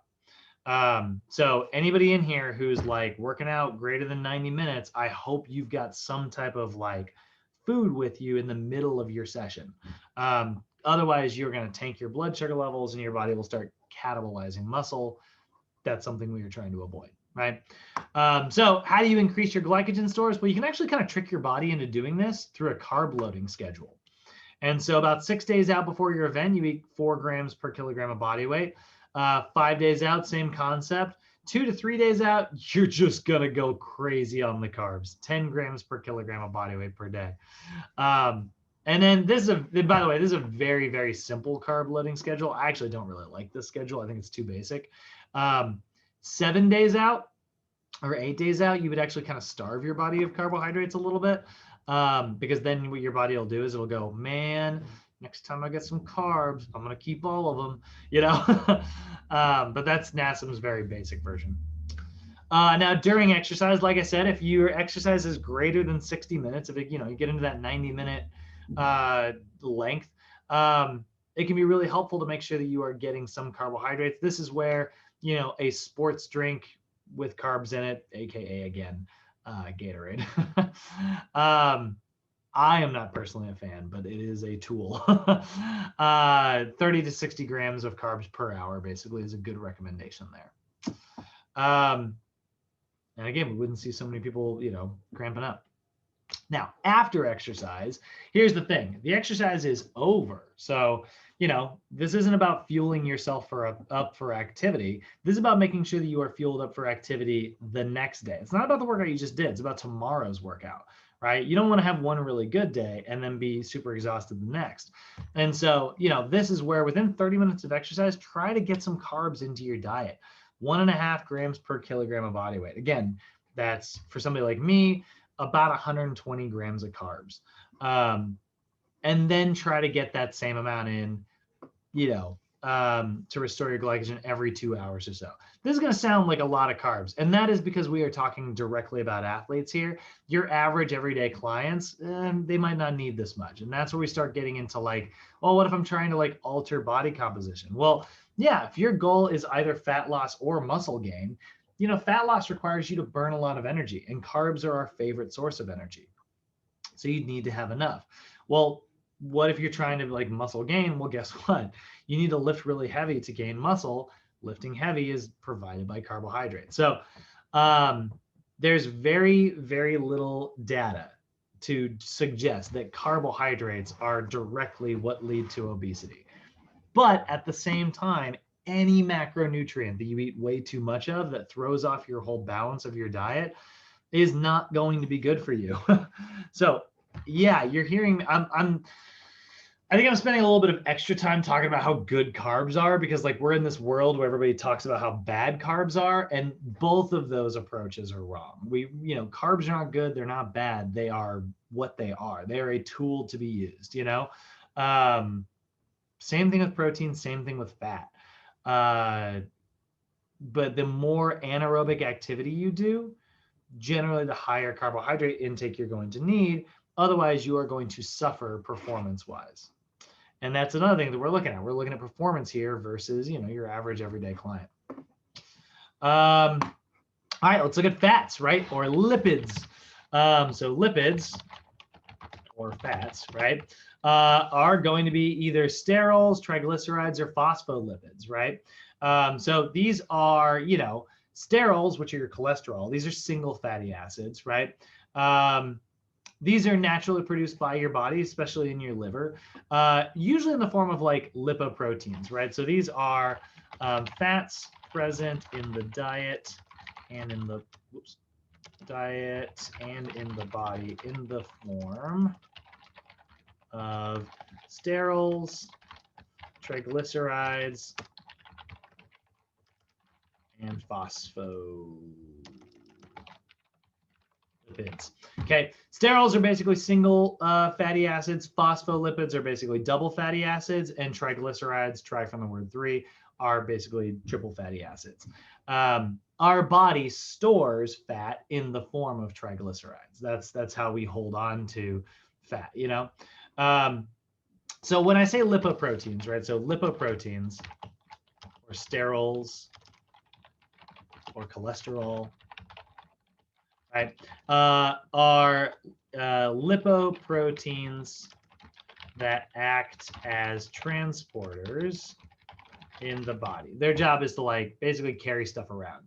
And so you've got the good stuff and the bad stuff, right? You've got the HDL, which is your high density lipoproteins. This is your good cholesterol. Right? It's in charge of like carrying fats to, areas where we make hormones and things like that. Your LDL cholesterol is your low density lipoproteins. This is your bad cholesterol. Right? That's the stuff that like it needs to be picked up by your high density. This is what blocks our blood vessels a lot of times. Now up here we see VLDLs. Those are your very low densities.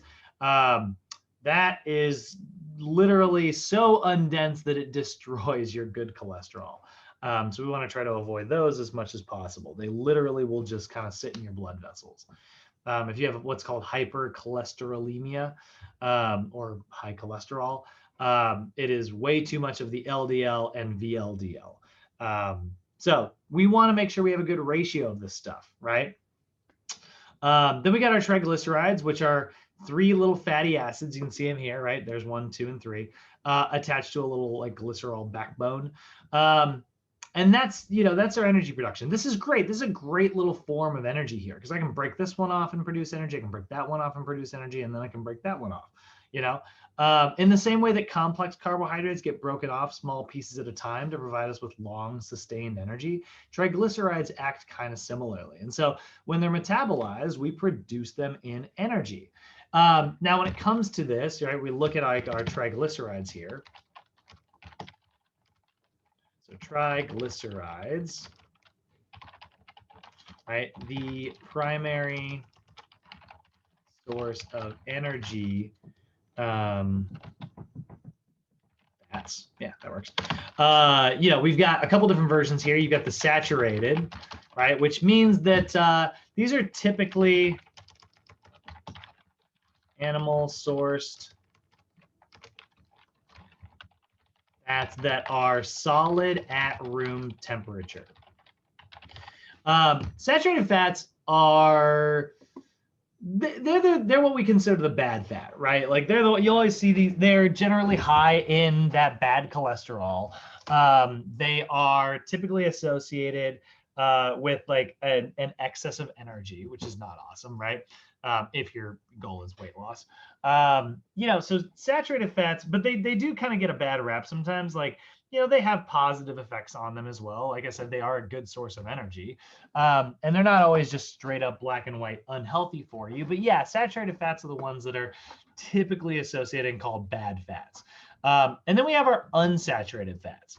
Unsaturated fats are usually the good fats, right? So unsaturated fats, right?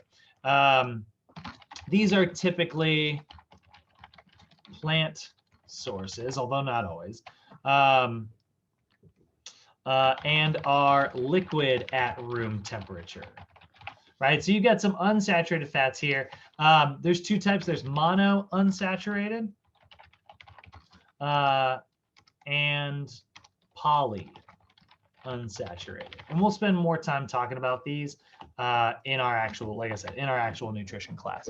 But mono unsaturated fats are really good for you. Those are things like canola oil, olive oil, and then polyunsaturated fats are things like nuts, and what you'll typically find in like the oils found in fish and stuff, which, fish is incredibly good for you. Why? Well, because of this polyunsaturated fat. And it has a lot of essential fatty acids, which are essential to your body to be able to create cellular walls and things like that. So very, very good for us, right? So in general, when we're talking about fat, right, usually provides, fat is going to provide about 9 calories per gram, right? And it transports fat soluble vitamins, which are A, D, E, and K, right? And they're used to protect our organs. Your organs are surrounded in fat, which is a really good thing because that keeps them from experiencing tissue or temperature fluctuations. They're a precursor to things like testosterone, which is a muscle building hormone. So we want to have plenty of fat in our diet for that. And yeah, we're a big fan, and it promotes slowing down. Fat takes the longest for your body to process. It actually doesn't burn very much energy processing fat, but it takes a very long time, which is part of why anybody who's ever done like a high fat diet will tell you they never feel hungry, and they feel like they have long sustained bouts of energy, which makes a lot of sense because like fat provides you with long sustained energy, which if you're on a diet is something you definitely want to experience, right?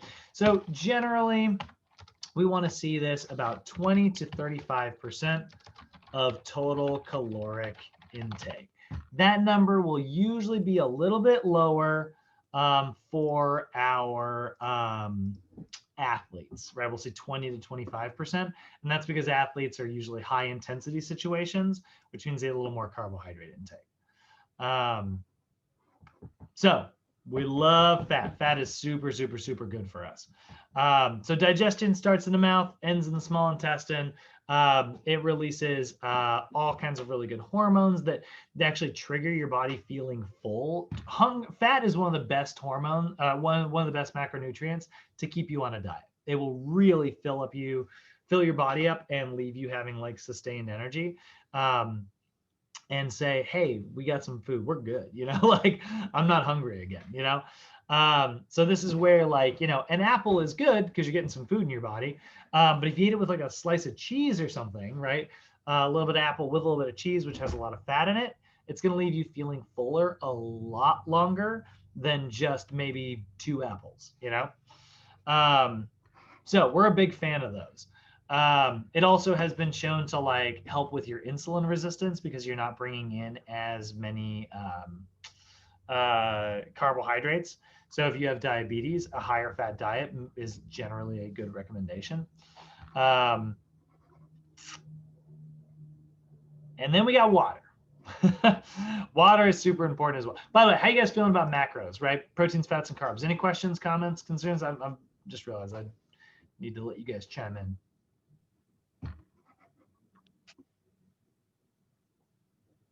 No, pretty much pretty front forward. Pretty good. Fair enough. All right. Well, let's look at the water. All right. Let's get freaking hydrated. These numbers, by the way, are actually, I just realized these numbers are outdated. Crap. Do not look at these numbers. God, I hope they're updated in the next class. I'm sure they will be. All right, let's look at water here. So water, the most essential nutrient, incredibly, it is vital for every physiologic process in the body, right? We need water for literally everything we do. Our water recommendations are going to be 3.7. Actually, here. For men, it is going to be 3.7 liters of water per day. Okay, that's just under a gallon. And for women, that is going to be 2.7 liters of water per day. Okay, so that's our water recommendations currently. Yeah, 3.7 and 2.7. I was like, let's make 100% certain that USDA's got this updated. So those are the numbers you need to have memorized for your test, by the way. And then here's the thing, a fat loss program. Remember, your body is metabolizing and burning off body fat.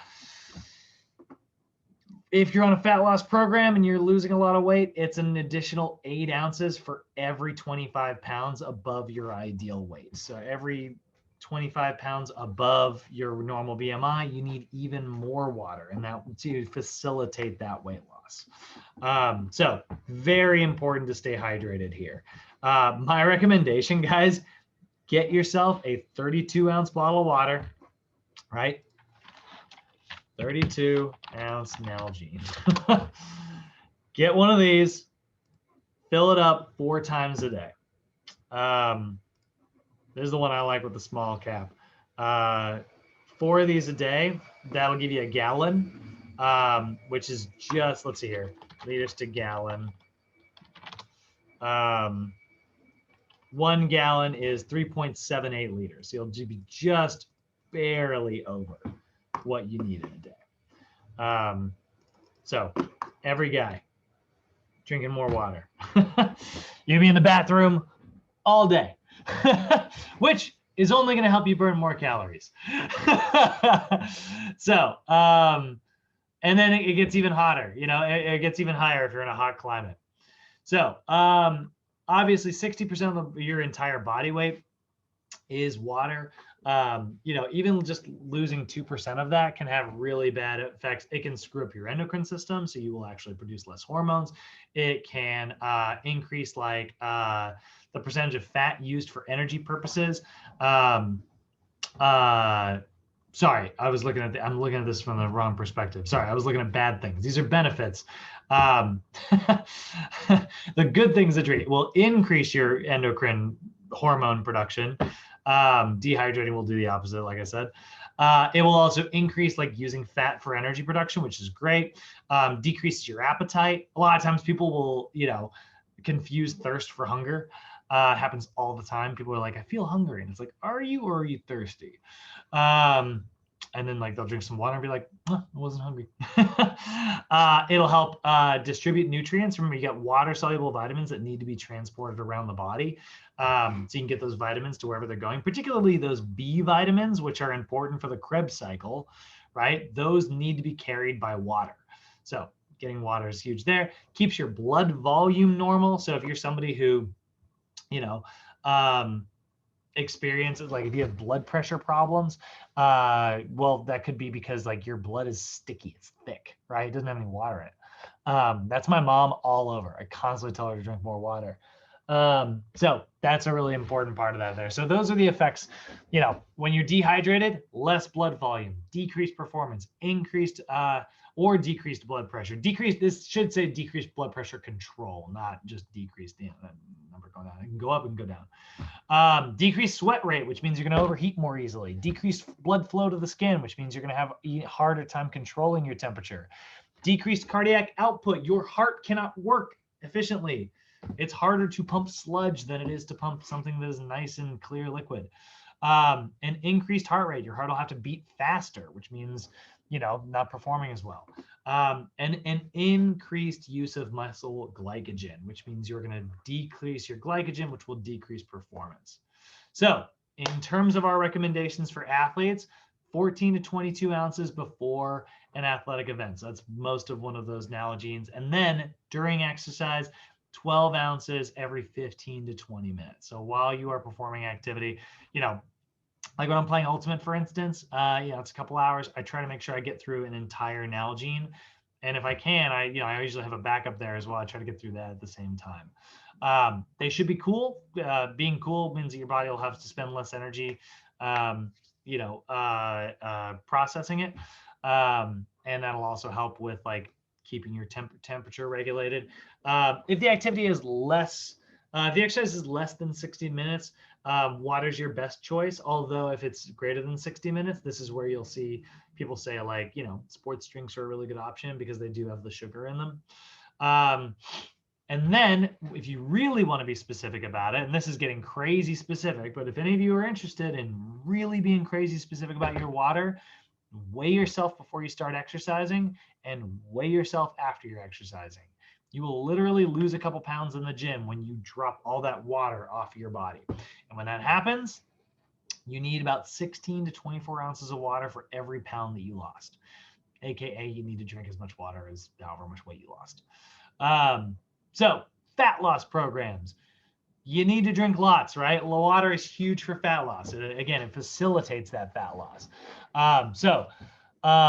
Try to make sure you're getting plenty of that. But just talking about like general body composition things here. So putting all the nutrition information of the day, all of it together at the same time. If you're on a fat life, your goal is fat loss, right? Make small changes, not big changes, right? I do this with my clients all the time. They're always like, what do you want? I want to be on a new diet. I want to do this. I want to do that. I want to do this. It's like, look, let's just get you used to working out. Let's get you used to eating healthy. We will deal with the specifics later.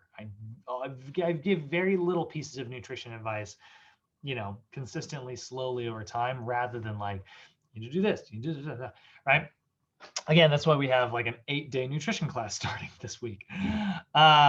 So small changes throughout the day. You're going to distribute your proteins, carbs, and fats evenly. With the small exception, I'll talk about this more later, but try to keep fats somewhat away from your strength training, just because it can slow down the metabolism of your muscle gains, like getting that protein. You really want to get your protein like into your bloodstream right after your workout. So the only time I say to like limit a macro is try to keep fat away from after your workout, just for a little bit, and then like go fat, get all that good healthy fat in there again afterwards. But generally, that's why you don't see a lot of fat in a lot of protein shakes. Like 1.5, 2, 3 grams, it's not going to kill you. But if you're getting like 20, 30 grams, it can just slow how quickly that protein gets into your bloodstream. Try to choose whole grain options, get vegetables, like fresh vegetables over refined vegetables, and simple sugars, right? Avoid your empty calories, avoid those processed foods, drink plenty of water, and weigh and measure your foods, for getting used to like how much energy is in those foods. Weigh and measure your food for a week so you can get used to like how much a serving size is. If your goal is lean mass gain, great. Make sure you're eating consistently. You need to make sure that protein's coming into your body all the time, like consistently, so you don't end up with like, dips and mountains, so spread it throughout the day. Protein drinks are a really great option for this. It makes it very easy to make sure that you're getting plenty of protein after your workout. So a meal or a drink that's really rich in protein within 90 minutes of working out, it's a really great way to make sure that you are, getting that protein synthesis happening right afterwards. Another really good thing is that getting some carbohydrates will restore all that glycogen, which will leave you fueled for tomorrow's workout. Like, my workout this morning was a little brutal because, I spent a lot of energy this weekend. I didn't exactly, take an athlete approach of restoring all that glycogen, didn't do it the way, I really am supposed to. But I'm going to try to do it afterwards today. I'm going to try and get back on track this week. So these are all important things to remember. Carbs are an important part of a fat loss diet. It will fuel your aerobic metabolism. We'll look at that a little bit later. So here's a couple myths at the end here. Let's murder these and, make sure that we transmit this information to our clients. Do carbs make you fat? No. An excess of calories makes us fat, right? Carbs are essential nutrients. You need to have them. But you want to put yourself in a win column, make sure those carbohydrates are very complex, make sure they have plenty of fiber, and avoid any of the overprocessed stuff. Does eating at night make you fat? No, has no effect at all. It does not matter what time you eat food. Weight gain comes from eating too many calories, not from eating calories at a specific time. That being said, here's one thing I will say. If you eat a whole bunch of food right before you go to bed, sometimes it'll keep your brain awake and you will be up in the middle of the night, and then you mess up your sleep, you're going to mess up your hormones. So eating at night does not make you fat, but I say at the same time, like, don't go crazy eating at night. Which is better for weight loss, low fat or low carb? Which one should I do? Neither. It doesn't work that way. It's all about energy, right? You can have a lot of success on a low carb diet. You can absolutely have a lot of success on a low fat diet. I like them both. They are used for different things. They are different tools, different strokes, different folks. If you exercise, can you eat whatever you want? No. What? Are you crazy?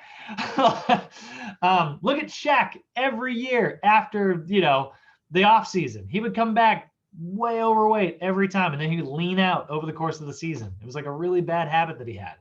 Don't be wrong, he's one of the greatest of all time, but like it was a problem. And you would read about it in ESPN all of the time. Lakers would be all pissed off at him. No, it is not about like you can exercise plenty and still experience like weight gain. So, what about like a starvation diet? Shouldn't I just like eat nothing?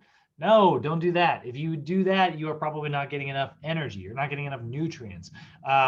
it's going to swing you on a pendulum, right? You're going to experience weight loss, yay, and then all of a sudden your body, you can't keep it up anymore, and you experience weight gain, and you get those ups and downs and ups and downs. It can lead to fatigue, and it can even lead to like gastrointestinal problems, and it can cause gallstones, which happened to my mom. My mom has been a yo-yo dieter her whole life, and it cost her her gallbladder. Very, very common. So what about high protein? Should I just do high protein? I eat all this protein, it'll give me more muscle, right? No. You need enough protein for sure. Absolutely. Love it. But, just because you eat like a ton of protein every day doesn't mean that you can only gain so much muscle, right? So again, 1.2 to 1.7 grams per kilogram of body weight. So lots of different things to talk about when it comes to diet, which is why we have 8 whole days dedicated to it rather than just this one little lesson here. But this is a very good intro. It'll set some of our habits. You'll notice, nutrition's very personal to people. I think it's the most personal. And so there's a lot of debate in the world of nutrition, which will be really fun. We'll have a lot of fun discussions in this next class. But proper nutrition background is really important. It's part of our fitness journey. But we do not tell our clients what to eat. We'll talk more about that later. Any questions, comments, or concerns, guys? How's everybody feeling? That was a lot today, right? Especially because I moved really like speedy through it. But trust me, we're gonna break down everything I just said much better over our actual full 8-day nutrition class. But if you don't get any questions, Kenny, Cody, it's official. That is your final lesson for your first class. We do have our test. This is not the final day. We got a test tomorrow. We're gonna have an in-person meeting. We're gonna have the review videos going to go up tomorrow, so you can practice for your test and stuff. But that's the final lesson. Question. Yeah. Have you had any students fail on your test or no? Oh, absolutely. I've had students fail tests. You don't get into this job without having somebody fail a test. Now, does that mean you fail the class? Not necessarily. Your attendance is good. Your homework scores are good. Remember, your homework scores go up the more you do them. So it can really help like diminish that. But that being said, Kenny, you are not going to fail the test. All you have to do is practice your homework, watch the review video, and take your time. You'll be doing just fine. Trust me. Don't. But I'm never gonna lie to you. I will always be honest. No matter. And I know what you want me to say is no, of course not. And that would make you feel really good. But I will be honest with you. Of course, I've had people fail. It does not mean that you fail. Cody, how you feeling? Questions? No, I'm pretty good. All right, fellas. I'm gonna kill the recording. See y'all tomorrow.